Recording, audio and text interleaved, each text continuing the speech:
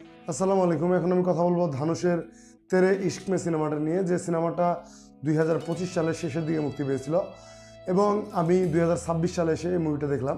আমার কাছে এই মুভিটা কেমন লাগছে সেই যে বিষয়টা নিয়ে আলোচনা করার চেষ্টা করব। তো এই মুভির স্টোরিটা হচ্ছে এমন যে একটা মেয়ে, সে একটা ইউনিভার্সিটিতে অ্যাঙ্গার ম্যানেজমেন্ট নিয়ে সে একটা থিসিস কমপ্লিট করতেছে এবং তার থিসিস কমপ্লিট করার জন্য ধানুষের যে ক্যারেক্টার শঙ্কর, সে হচ্ছে পারফেক্ট একটা সাবজেক্ট এবং সে ধানুষের উপর এই থিসিসটা করার সময় ধানুষ এই মেয়ের উপর প্রেমে পড়ে যায় এবং এভাবে এই মুভির স্টোরিটা আগাতে থাকে। শেষ পর্যন্ত তাদের প্রেমের শেষ পরিণতি কী হয় এই জিনিসটা আনতে হলে অবশ্যই আপনাকে তেরে ইশক মে সিনেমাটা দেখতে হবে। তো সাইয়ারার যে রেসটা ছিল সেই রেসটা কাটতে না কাটতেই তেরে ইশক মে সিনেমাটা আমাদের সামনে এসে হাজির হয় এবং আমি যদি সাইয়ারার সাথে তেরে ইশক মের কম্পেয়ার করতে চাই তাহলে আমার কাছে তেরে ইশক মে বেটার সিনেমা। যদিও এই সিনেমার মধ্যে বেশ অনেক জায়গায় অনেকটাই কমতি রয়েছে, কিন্তু তারপরেও সাইয়ারা থেকে আমার কাছে এই সিনেমাটাকে বেটার মনে হয়েছে। এই মুভির যদি ভালো বিষয়গুলো নিয়ে একবার আলোচনা করতে হয় তাহলে এই মুভির সবচাইতে যে ভালো বিষয় সেটা হচ্ছে ধানুষ নিজে। সত্যি বলতে গেলে ধানুষ এই সিনেমাতে সে যে অভিনয় করেছে সেটা তার ক্যারেক্টারের ওয়ান অফ দ্য বেস্ট অভিনয়।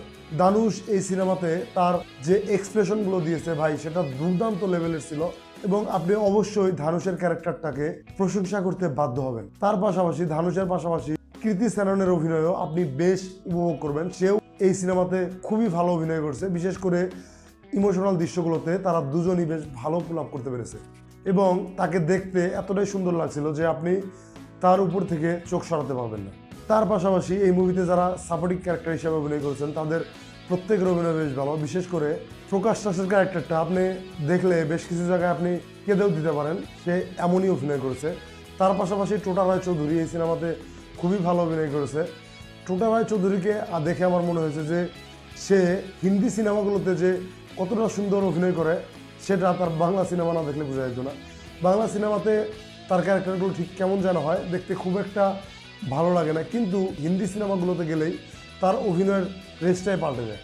তার পাশাপাশি এই সিনেমার মিউজিকগুলো দুর্দান্ত ছিল, আমার কাছে বেশ ভালো লেগেছে এই সিনেমার মিউজিক। বিশেষ করে ব্যাকগ্রাউন্ড মিউজিক এবং কিছু গান যে রাখা হয়েছে সেগুলো আমার কাছে বেশ ভালো লেগেছে এবং আমি উপভোগ করেছি। তাছাড়া টেকনিক্যাল দিকগুলো নিয়ে যদি বলি, সিনেমাটোগ্রাফি থেকে শুরু করে ভিএফএক্স এর কাজ এই সিনেমাতে বেশ ভালো ছিল। বিশেষ করে শেষে যে যুদ্ধের অ্যাঙ্গেলগুলো দেখানো হয়েছে সেটাও বেশ ভালো লেগেছে দেখতে এবং সেখানকার ভিএফএক্সও মোটামুটি বেশ ভালোই ছিল।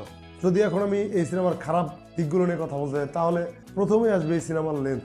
সত্যি বলতে গেলে এই সিনেমার লেন্থ বেশ বড় এবং এই সিনেমা থেকে বেশ কিছু অংশ, অলমোস্ট আধা ঘন্টার মতো অংশ এই সিনেমা থেকে কেটে বাদ দেওয়া যেত বলে আমার মনে হয়। যদিও এই সিনেমার ফার্স্ট হাফ খুবই এঙ্গেজিং, এই সিনেমার ফার্স্ট হাফ দেখতে খুবই ভালো লাগে।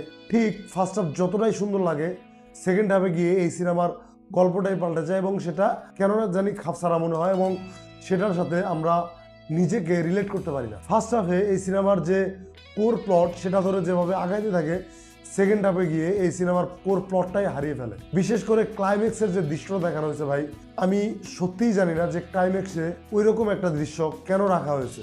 এরকম একটা গল্পের মধ্যে ইন্ডিয়ান যে যুদ্ধর একটা হিস্ট্রি কেন রাখা হয়েছে ভাই, সেটা আমার মাথায় ধরে না। কেনই ইন্ডিয়া পাকিস্তানের এই ওয়ার সিনটা রাখার দরকার ছিল সেটা পরিচালক নিজেই জানে।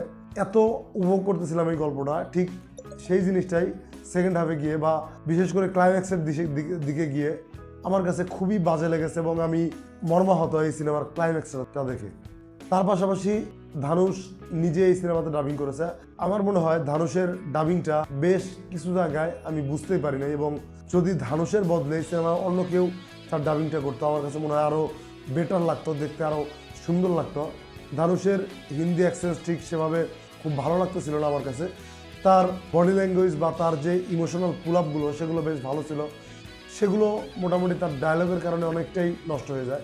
তো ওভারঅল যদি আমি এই সিনেমাটা দেখি তাহলে এই সিনেমাটা যদিও আমার এক্সপেকটেশন লেভেলটা পূরণ করতে পারেনি, কিন্তু এটা যে একবারে খারাপ সিনেমা তাও না। তো আমার পক্ষ থেকে এই সিনেমার জন্য রেটিং থাকবে 3/5। যদি ইমোশনাল দৃশ্যটা অন্যভাবে রাখা যেত তাহলে হয়তোবা এটা আমার কাছ থেকে আরও বেশ ভালো একটা রেটিং পেত। আজকের মতো এই পর্যন্তই। অবশ্যই কমেন্ট বক্সে আপনার মন্তব্য মতামত জানতে ভুলবেন না। সবাইকে ধন্যবাদ। আসসালামু আলাইকুম।